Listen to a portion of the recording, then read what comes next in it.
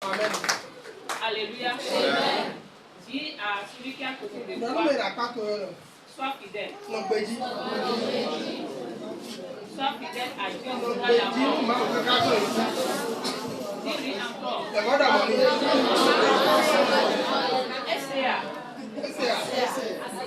Est-ce qu'on a nos fidèles là? Ok. Nous allons prier. Éternel Dieu, nous te bénissons. Nous te louons. Béni soit ton nom. Nous voici encore devant toi. Ce n'est pas moi-même qui vais parler. C'est toi-même. Utilise-moi. Ne permets pas à ce que je parle de moi-même. Permets à ce que je parle de toi. Saint-Esprit, prends contrôle de tout. Au nom puissant de Jésus. Amen.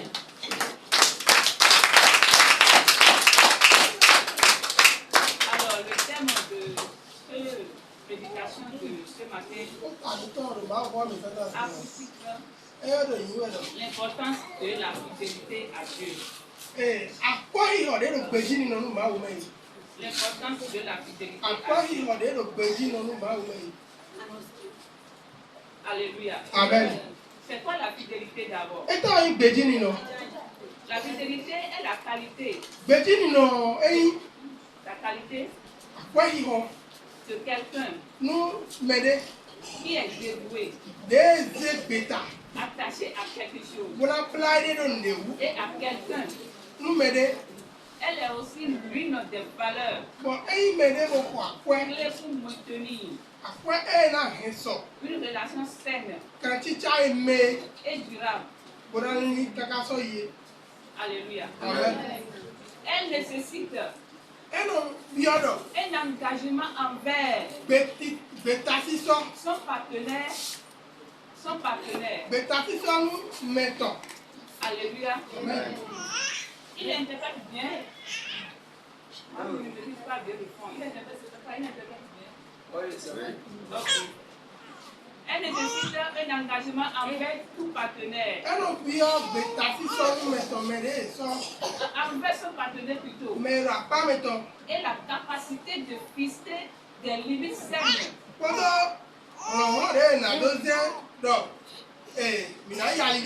Pour éviter les tentations extérieures.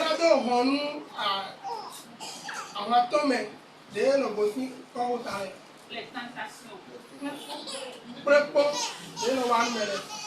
Alléluia. Amen. Elle consiste aussi à garder la foi à une personne ou à quelqu'un ou à une chose. Bien-aimé en Christ. Laissez-moi vous dire, avant que nous nous souvions de Jésus-Christ de Nazareth, moi qui suis ici, je n'étais pas né dans la foi. Moi, j'étais né, et mes parents adoraient des petits avant que je sois né. C'est après ma naissance que j'ai donné ma vie à Jésus. Mais j'avais adoré des idoles. Lors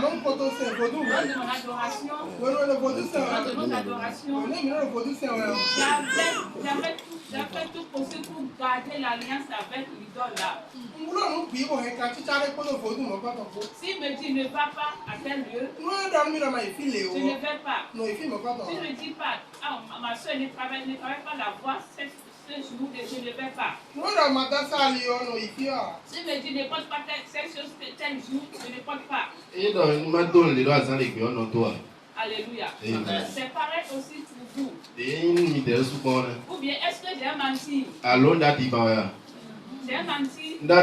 Parfois même on nous interdit de ne pas manger certaines feuilles. Un exemple de feuille qu'on nous a interdit de manger, c'est nyatoto. Même si nyatoto là, les légumes là, même si on le prépare dans une casserole, j'avais peur d'utiliser le casserole là pour préparer autre chose. J'étais fidèle à ce idole là. Parce qu'on m'avait dit, Do e don mi do. Si tu n'es pas fidèle à lui, Ni amano gbeji ni a. il va te tuer. E na huwe. Et j'avais peur. Bon ndo kasi disi. J'étais vraiment fidèle à lui. No gbeji ni ta. S'il me dit de ne pas faire telle chose, je ne fais pas. Ni e don do ma blo le on no blo a. Alléluia. Amen. Pareil aussi pour les femmes. De bon yon le dis no na. Parfois nous disons, parfois les femmes disent, Yon le no do.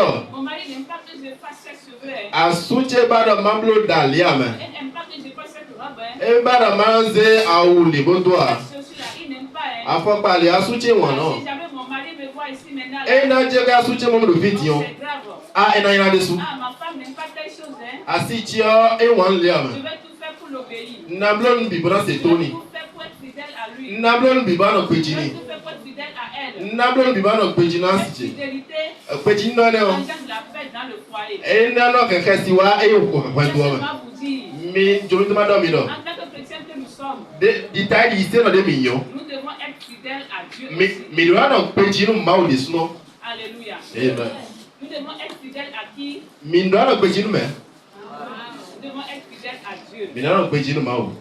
Dieu, on ne le voit pas. Ma wo e no mo yo. Quand nous voyons les idoles, De mi no mo dès eyin que nous voyons nos boto le gbo, le eyin pochi le gbo. dès que nous voyons nos maris et nos femmes, De mi no ma si mi to la lo asu mi to le gbo. ça ne se voit pas. Ma wo ye no mo yo. Mais il a ses représentants sur cette terre. Lo ai ka do apostole te to to da iku biology. Ce sont des hommes de Dieu. Ye tere wa nyi mese to ma o Les to. docteurs, les bishops, les Ye me yin no promet to la alo akun ko to da ko le gbo to le.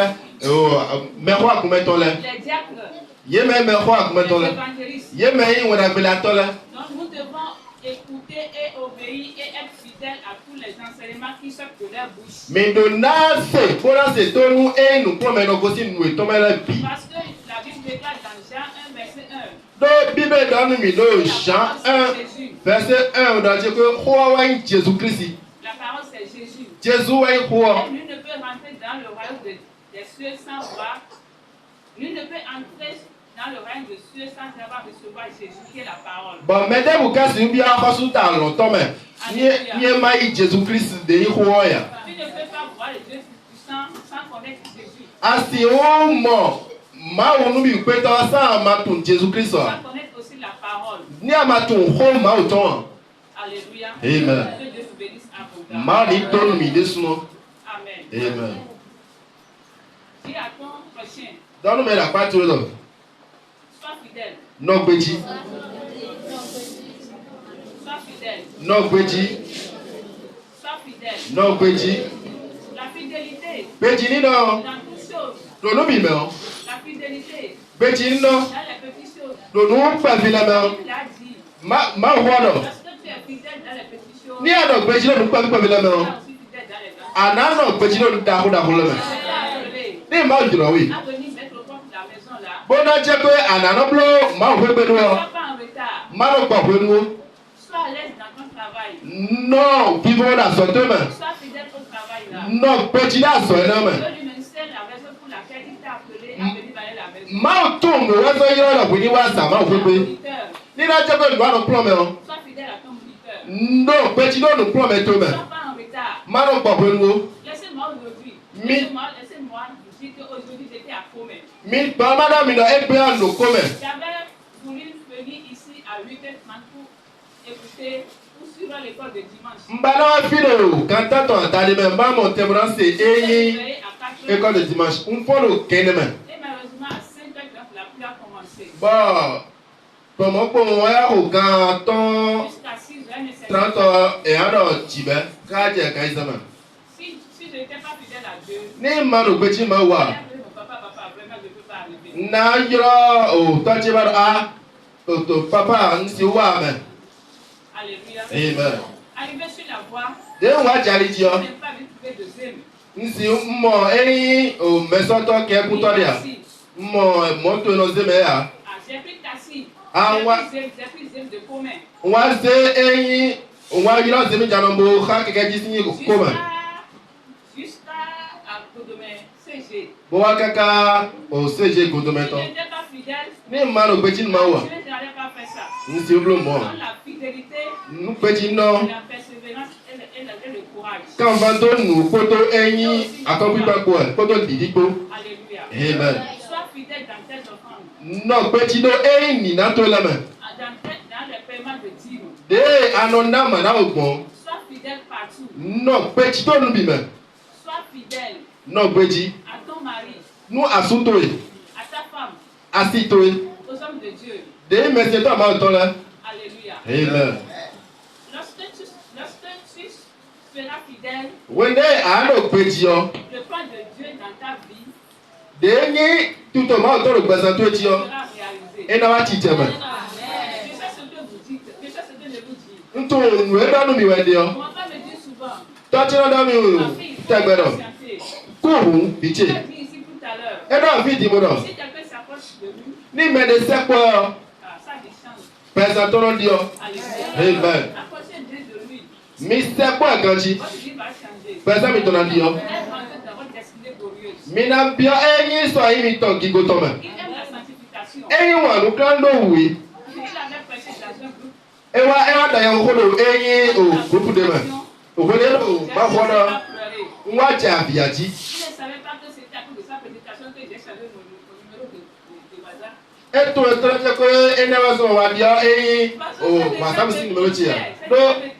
Do ho eno sota mi desno. Et je pleurais. Bon no da biya we. Mais malgré moi, Me de ka mo so. je lui ai dit, papa, j'ai changé mon numéro, je vais m'intégrer encore dans le groupe. Wa do ni bo do o toche nwa dio eni WhatsApp si numero ti. Ke bla so mi to o groupe o me. C'est pour vous dire, Ma to do mi do. il est un homme de Dieu qui aime vraiment la sanctification. Ma zo atoni mbo eni wa no kan no we si gbesa desu. Sans la sanctification, Kan no we me bo nous ne pouvons rien. mi si wa ntia. Alléluia. Amen. Approchez de lui. Mi se ko ganji. Soyez fidèle à ses paroles. Mi no pe ti nu ko to la. Et vous allez rentrer dans votre destinée glorieuse. Bon mi na mo te mo bio eni so emi to gigo to me. Di ta ye de su do. Alléluia. Amen. Que Dieu nous bénisse abondamment. Ma ni to nu mi desu. Nous allons voir ensemble Mi na mo do po. ceux qui ont été fidèles à Dieu. Me de no pe ti nu ma o le. Les actes qu'ils ont posés Nu de blu e. et puis les récompenses. Bon ale aba cho de ma o ka to ni. Alléluia. Amen. Premièrement, nous allons voir Abraham. Nu ko to mi na mo to ko mi to Abraham. Abraham, il est le père des nations. E wa ni to nu akota la bi.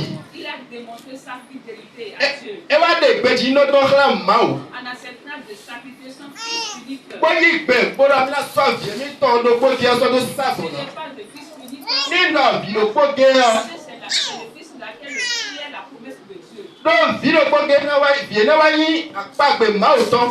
Alléluia. Amen. Il a sacrifié Isaac. E gbe bo so Isaac lo na sa fo no. Na so sa fo no. Alléluia. Amen. Genèse 22, verset 1 à 18. Genèse di bebe si we ma ta ko no kun we be si nu ko to yi tan Nous ton go. n'allons pas livrer l'Israël à la maison. Mi si ha mi ha lo gbe. Alléluia. Amen. Par l'obéissance de Abraham, Bon to si c'est Abraham to me. il est devenu un exemple de fidélité. E wa husu eyin apajele peji noto. No akota la bi we. Pour notre relation aujourd'hui, pour nous aujourd'hui, Nu mi grade sunu ebe. lorsque nous prions, Ni mi no de ko. nous demandons, nous prions et puis nous implorons aussi le Père d'Abraham, le Père d'Isaac des âmes. Ni mi no de ko mi no do o ma u to Abraham to Isaac to ayin. Si Abraham n'était pas fidèle, Ni Abraham ma ko no peji da on ya. allait invoquer son nom lors de nos prières. Est-ce que mi na si yo iko to lo u de mi trust we no. Alléluia. Amen. C'est pourquoi nous aussi, nous devons être fidèles. Ene wa so mo mi tere sunu mi do na peji nu ma o. Par exemple, pour quelqu'un demain, Bon, we den no so jawe o mi na wa yin apaje nu me le bu. que Dieu nous bénisse abondamment. Ma ni to nu mi de so. Notre frère Joseph, Fofo mi to Joseph. il est aussi fidèle. E ye so e no peji. Il a été tenté. E te gbo Il a été vendu comme esclave. e sedi e kan no don.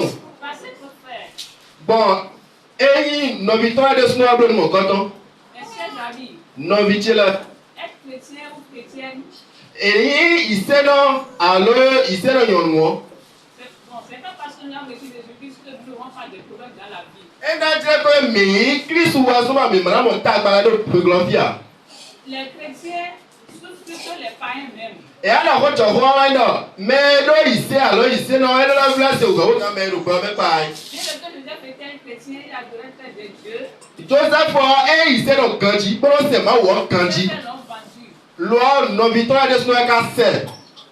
comme esclave. Dit-elle, calme-nous. Alléluia. Amen.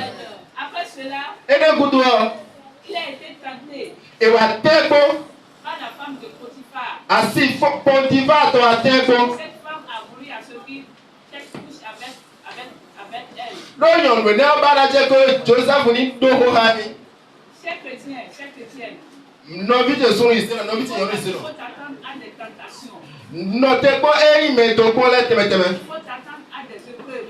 Notez pas, pour les points témé là. Mais donc, pendant les épreuves, les tentations, Loi, pour les points là, alors, mais quel point là, non, petit. le pasteur Bago disait tout à l'heure, Les parents de Bagoda disent, alors, commentaire de l'école de dimanche, when no,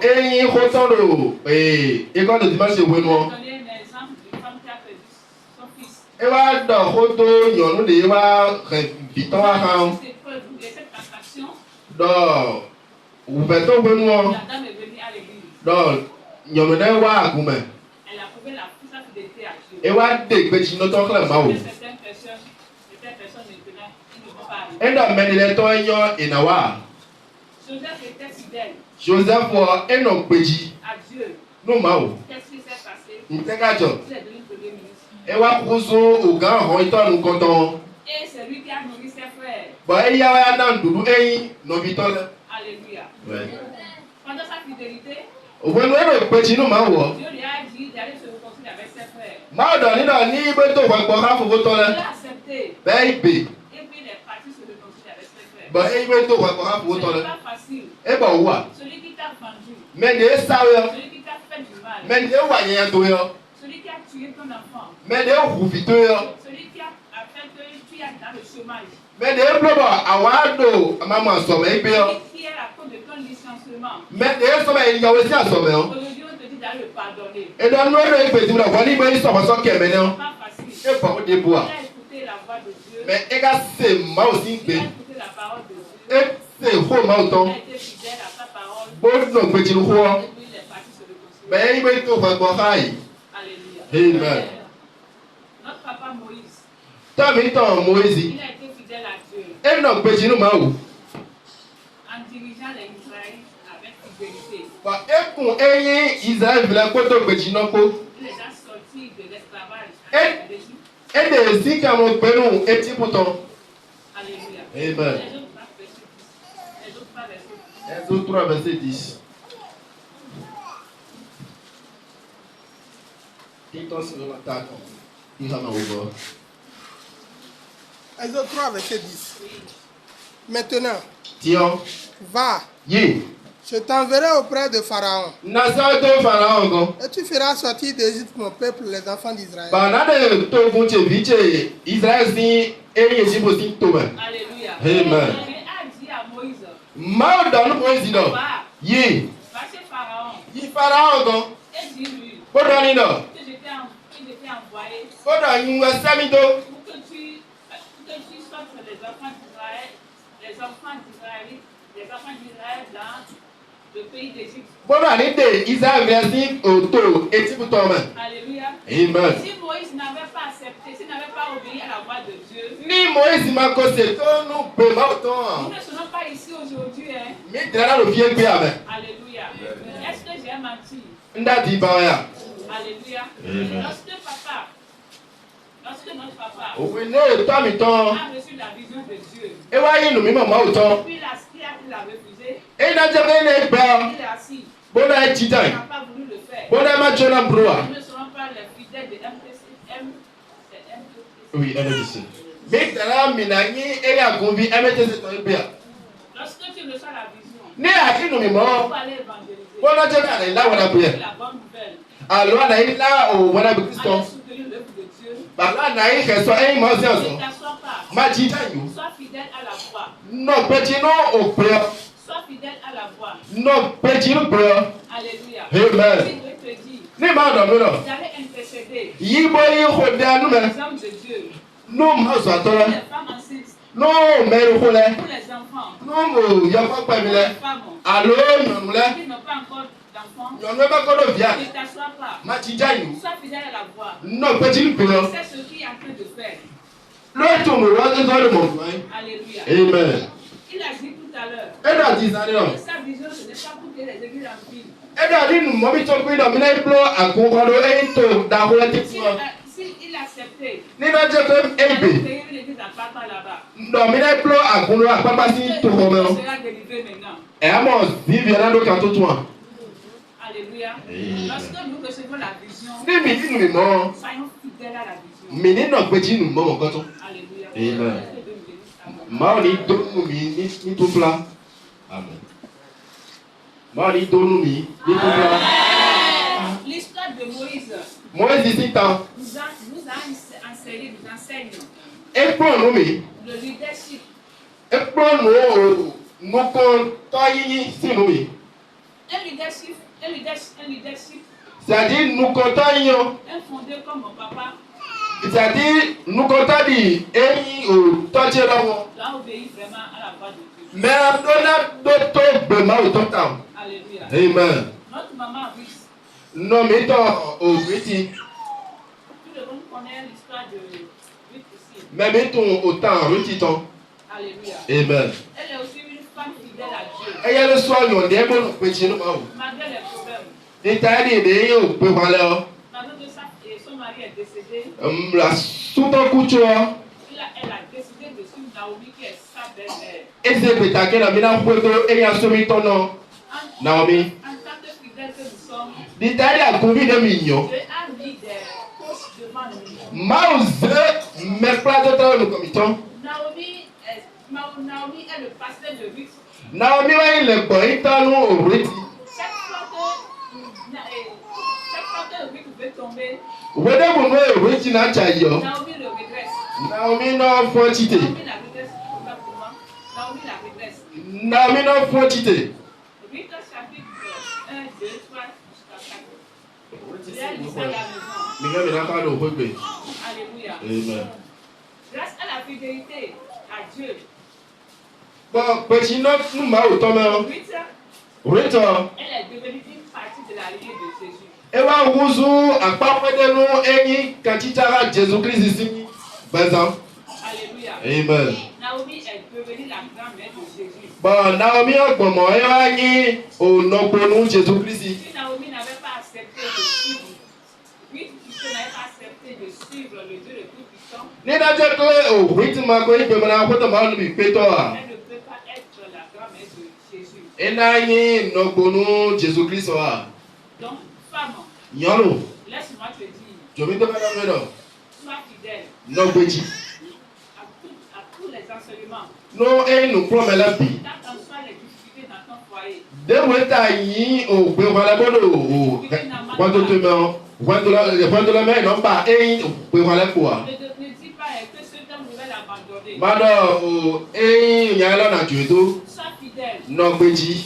Ton problème, c'est la prière. O de to no ide. Prie seulement. Ko de ko. Ne rejette pas tes enfants. Ma nya vitula to pi o. Parce qu'ils sont devenus des délinquants. Parce que alo wazo e wa wuzu je nu gbe ba to. De les envoyer. Amara je ada mi aso eso yin to gbe al mi fun yo. Prostituées. Alo e wa wuzu akale to to. De les envoyer. Amara mi anye. Ne fais pas ça. Ma plomo. Prie pour elle. Ko de ni. Dieu va la délivrer. Ma na tu kan ni. Au nom puissant Do Jésus Christ comme. Ton mari, Asu to de so. qui est sur le point de t'abandonner, E ma traverser peut être que mi na to to. qui est en train de voir ailleurs, Alo e ko de to me ko. ne décide pas. Ma se petado. Lui n'a pas cherché à décider une mauvaise. Lui n'a pas accepté à décider d'une parole négative. Le vrai tu sais peut-être que la ma mi na wa nya ya. Elle a décidé de suivre Jésus. E se peut-être mi na ko to Jésus. Elle, nous les femmes d'aujourd'hui, E na mi me yo gbe to wa yo. mon mari est décédé. Asuche kuma. Je vais encore chercher toi chez ma belle-mère. Ntenga so ba ro asuche no godi. Enfin, maintenant, elle s'est retrouvée. E no dido asoro po bo e Elle bore. allait se remarier. Be no mo itasu ro fie jobe yi. Enfin, on lit son histoire dans la Bible aujourd'hui. Non. Est-ce que mi no si o ha ta mi to ro Bible me gbe a.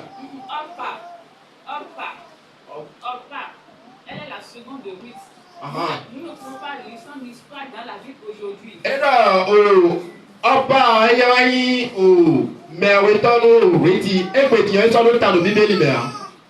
Parce qu'elle n'a pas bien fait. No eya ebolo ganji a. Lorsque tu fais très bien. Est-ce que alambolo ganji a? Lorsque tu fais très bien. Wẹlé alambolo ganji ọ. Ton nom sera écrit dans la chine. Nǹkan tó ẹ̀rọ wọ́n tó wò ìbò rẹ̀. Ah, cette dame-là. Yọ̀nù ẹ̀ lọ. Parce qu'elle était ici là. Wẹlé lè fi dá yìí lọ. Elle faisait telle chose. Ẹnu bó lè dá yìí. Pourquoi n'est plus ici maintenant? Tẹ́wọ́n sọ mẹ́ka sọ̀rọ̀ fi dì ọ́. Et je la trouvais où maintenant? Fítẹ́ ga mọ́ lè di. Ce pasteur. Lẹ̀gbọ̀n wọn tọ́ lọ. Monitrice là. Ònùpọ̀ mi tọ́ lọ. Moniteur. Ònùpọ̀ mi tọ́ sún lọ. La trouvais où maintenant? Fítẹ́ ga mọ́ lè di. Si elle était ici maintenant. Ní ẹgbẹ́ lè fi wá yan. Elle allait m'aider à arranger cette situation. Iná kọ́ àlọ́mọ̀ nà bló lè. Nous devons être fidèles. Mi lò lánàá péjì. Pour qu'on puisse se souvenir de nous. Bó lọ jẹ́ pé ìnáwó tẹ́ mo ń pílì mi. Alléluia. Amen. Alléluia. Amen. Que Dieu me bénisse abondamment. Máa ní tó mi ní kúkúrá. David, David. il est un jeune berger. Eya mẹ́wíọ́mẹ́wẹ́ lẹ̀gbọ́ ìtọ́. Il est devenu le roi d'Israël. Bẹ́ẹ̀ wá kúzó ẹ̀yà kọ́só Israël tán. Il a été fidèle aussi. Ẹ̀ẹ́dẹ́sọ ẹ̀nà péjì désú. Malgré les nombreux défis Ègbé wa lẹ́sùn pọ́sọ̀mọ̀tò. et les persécutions Yasanu mẹ́lẹ́. du roi Saül. Sáwùrì sí yasanu mẹ́lẹ́. Et ses propres manquements moraux, Kótó ẹ̀yìn tàgbàdo sọ́tàn. David était resté fidèle. David kànú péjì. Ça va arriver. Ẹnu àjọ. Il y aura des conflits. Ẹ̀yìn tàgbàlẹ̀ lọ wa. Dans ta boutique, Do ẹ̀dá wa do ẹ̀yìn tí a lọ sàlẹ̀. dans ton atelier, Àló fídé àlọ́ àsọ̀dí. bien sûr tu as une maîtresse ou une directrice, Àló ẹ̀dá nùkúlọ̀mẹ̀tọ́ gáwánú yẹ àló. les étudiants vont monter sur toi. Nùkúlọ̀mẹ̀tọ́ ẹnu yọ ẹ̀yìn àsọ̀mẹ̀bí tó ẹni sọ́nà rẹ̀ bí a ti tẹ̀ pàtàwé. Les collaborateurs et les collaboratrices Mẹ́ nùkúlọ̀wẹ́lẹ́. vont te créer de problèmes. Ìdáná mi náà tó tàgbà tó pẹ̀sẹ̀ntó mẹ́. Je ne te dis pas de quitter le service. Ní màá wà dáná kó sí àsọ̀ ẹ̀dá mẹ́ ọ̀hún. Reste là. Nọ̀fínà. Sois fidèle. Nọ̀gbẹ́jì. Sois fidèle. Nọ̀gbẹ́jì. Alléluia. Amen. Que Dieu nous bénisse abondamment. Máa ní tó lómi ní tó fúlá. Notre maman Marie, Nọ̀ mi tàn màrí. la mère de notre Sauveur, Ẹ̀yìn nàjì nọ nù òfúlẹ̀kàtọ́ mi tán. elle a été aussi fidèle à Dieu. Ẹ̀yẹ́ ló sọ ẹ̀ nọ̀gbẹ́jì nù máwù. Malgré les difficultés Dédé òvẹ́ fiẹ́ sọ. auxquelles elle a été confrontée, Dédé pankọ́. elle était fidèle. Ẹ̀ nọ̀gbẹ́jì nù máwù. Et elle a été disposée Bọ̀ ẹ̀ nọ̀gbẹ́jì sọ́mọ̀. à réaliser le plan de Dieu la concernant. Bọ̀ déyé títò máwù tán lò pẹ̀sẹ̀ntọ́ jí ọ ẹ̀rọ títẹ̀ mọ̀.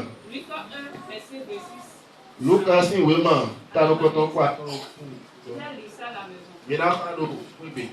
Si elle n'était pas fidèle à la parole de Dieu, Ní ẹ má gbọ́dọ̀ péjì nù máa sí wọ́dà yá. puis ça ne sera pas notre Sauveur aujourd'hui. Jésù náà yóò wúlẹ̀ kàtọ́ mi tán Il ìbíà. ne sera même pas né.